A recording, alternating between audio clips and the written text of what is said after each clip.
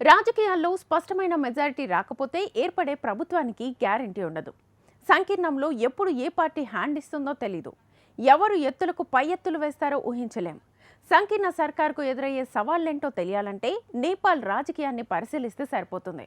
ఎందుకంటే ఆ దేశం గడిచిన 2 ఏళ్ల వ్యవధిలో 4వ ప్రభుత్వం ఏర్పాటు జరగబోతోంది. ఈ 2 ఏళ్లలో విచిత్రమైన కూటములు జట్టుకట్టాయి, విడిపోయాయి, మళ్లీ ఒక్కటయ్యాయి. ఇందులో భారత్ అనుకూల వ్యతిరేక పార్టీలు కూడా ఉన్నాయి. ఇప్పుడు మరోసారి అలాంటి విచిత్ర రాజకీయమే నేపాల్లో జరగబోతోంది. ఇంతకు హిమాలయ దేశంలో ప్రభుత్వం మార్పుతో ఏం జరగబోతోంది?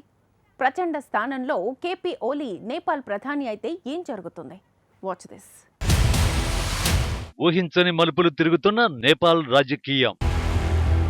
నేపాల్లో 4వసారి చేతులు మారబోతున్న అధికారం. హిమాలయ దేశంలో సర్కారు మార్పుతో ఏం జరగబోతోంది?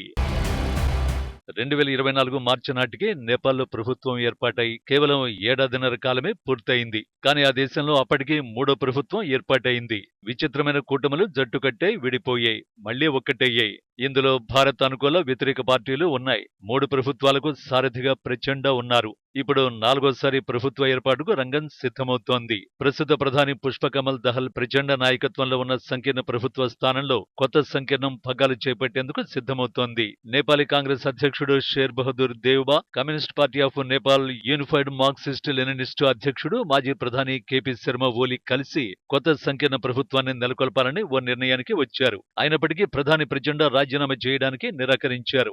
రాజీనామా చేయడం కన్నా పార్లమెంటులో అవిశ్వాస తీర్మానాన్ని ఎదుర్కొంటారని communist party of Nepal office బేరర్ల సమావేశంలో ఆయన చెప్పారు. రాజ్యాంగం ప్రకారం ప్రధాని పార్లమెంటు విశ్వాసాన్ని పొందడానికి 30 రోజుల గడువు ఉంటుంది. ముందే చెప్పుకున్నట్టు ప్రచండ ఇప్పటికే 3 సార్లు విశ్వాస పరీక్షలో నెగ్గారు. ప్రచండ సర్కారుకి ఇచ్చిన మద్దతును ఓలీ సారథ్యంలోని సిపిఎన్ యుఎంఎల్ 4 నెలల క్రితం ఉపసంహరించుకోవడంతో సర్కారు కూలిపోయే పరిస్థితి తలెత్తింది. 2024-25 సంవత్సరానికి సమర్పించిన బడ్జెట్ పై అసంతృప్తితోనే ఓలీ మద్దతు ఉపసంహరించారు. సంకీర్ణ సర్కార్ నుంచి ఓలీ పార్టీ మంత్రులు సైతం రాజీనామా చేయనున్నారు. ప్రచండ సంకీర్ణం కూలిపోయిన తర్వాత తాము ఏర్పాటు చేసే కొత్త జాతీయ ఏకాభిప్రాయ ప్రభుత్వ హయాంలో రాజ్యాంగ సవరించాలని దేవ్బా ఓలీ నిర్ణయించారు. పార్లమెంటు పదవీ కాలంలో మిగిలిన 3 ఏళ్లకు ఉభయులు రొటేషన్ పద్ధతిపై ప్రధానమంత్రి పదవి నిర్వహిస్తారు. 275 సీట్లు గల నేపాల్ పార్లమెంటులో దేవ్బా నేపాలీ కాంగ్రెస్ 89 సీట్లతో అతి పెద్ద పార్టీగా నిలిచింది. ఓలీ పార్టీకి వచ్చిన 78 సీట్లను కలుపుకుంటే మొత్తం 167 సీట్లతో మెజారిటీ లభిస్తుంది. సాధారణ మెజారిటీ 138 సీట్ల కన్నా ఇది ఎక్కువే.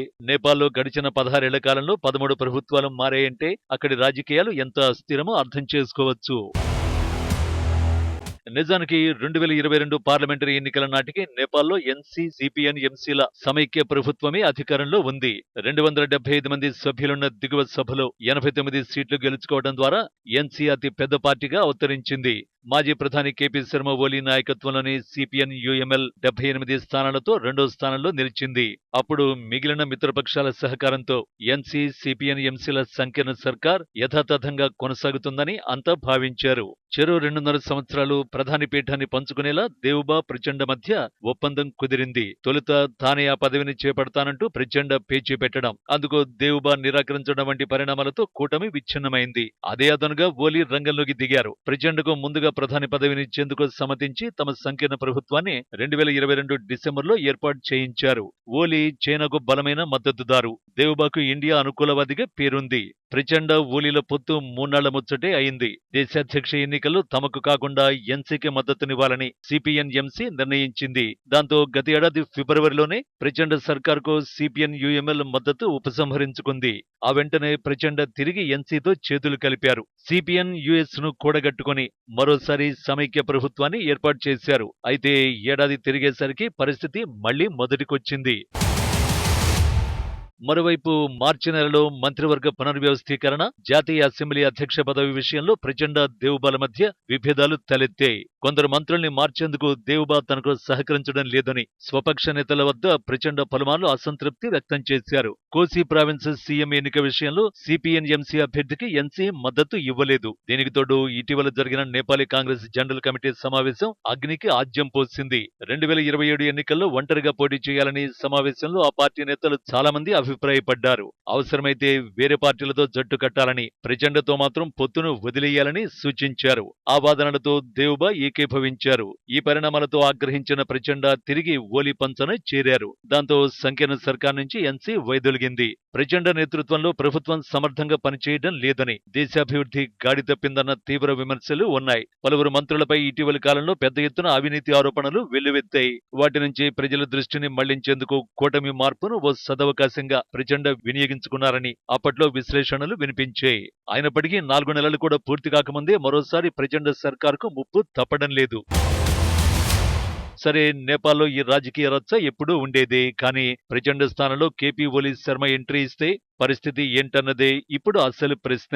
ఎందుకంటే సరిహద్దులో రెచ్చిపోతున్న డ్రాగన్ చాలా కాలంగా ఈ దేశంపై కన్నేసింది. పైగా భారత్ నేపాల్ మధ్య ఏదో రకంగా చిచ్చు పెడుతూనే ఉంది. వాస్తవానికి నేపాల్తో భారత్కు దీర్ఘకాలంగా సాంస్కృతిక, సామాజిక, ఆర్థిక సంబంధాలు ఉన్నాయి. ఖాట్మండుకు అతిపెద్ద వాణిజ్య, ఆర్థిక భాగస్వామి ఢిల్లీయే. నేపాల్ దిగుమతుల్లో సగానికి పైగా భారత్ నుంచి వెళుతున్నాయి. ప్రాంతీయంగా వ్యూహాత్మక ప్రయోజనాల దృష్ట్యా ఆ దేశం మనకు ఎంతో కీలకం. అయితే దక్షిణాసియాపై పట్టు కోసం తహతహలాడుతున్న డ్రాగన్ నేపాల్ను తన వైపు తిప్పుకునేందుకు కొన్నేళ్లుగా తీవ్రంగా ప్రయత్నిస్తోంది. వేల కోట్ల రూపాయల పెట్టుబడులు గుమ్మరిస్తోంది. తద్వారా భారత్పై ఖాట్మండు ఆధారపడటాన్ని తగ్గించాలన్నది డ్రాగన్ యోచన.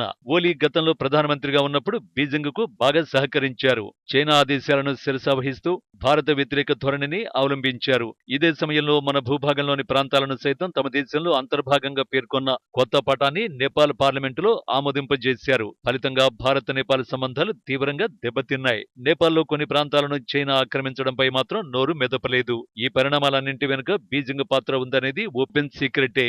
ఇలాంటి సమయంలో నేపాల్ ప్రధానిగా ఓలీ బాధ్యతలు చేపడితే భారత్కు ఎదురుదెబ్బే అనే విశ్లేషణలు వినిపిస్తున్నాయి. వాస్తవానికి నేపాల్ ప్రస్తుత ప్రధాని ప్రచండ, ప్రధాని పదవిపై కన్నేసిన కేపీ శర్మ ఓలీ ఇద్దరు చైనా అనుకూల నేతలే. కాకపోతే ఇప్పుడు ఓలీ భారత అనుకూల నేతగా పేరున్న దేవుబాతో కలిసి ప్రచండను గద్దెదించాలని డిసైడ్ అయ్యారు. కాబట్టి దేవుబా మద్దతు ఉన్నంత వరకు అతడి చైనా అనుకూల ఆటలు సాగే అవకాశం ఉండదు. ఈ ఒక్క అంశం భారత్కు చైనా ముప్పును కొంతవరకు తగ్గించే అవకాశం ఉంటుంది. మరి వచ్చే 30 రోజుల్లో నేపాల్ రాజకీయం ఎలాంటి మలుపు తిరుగుతుందో చూడాలి.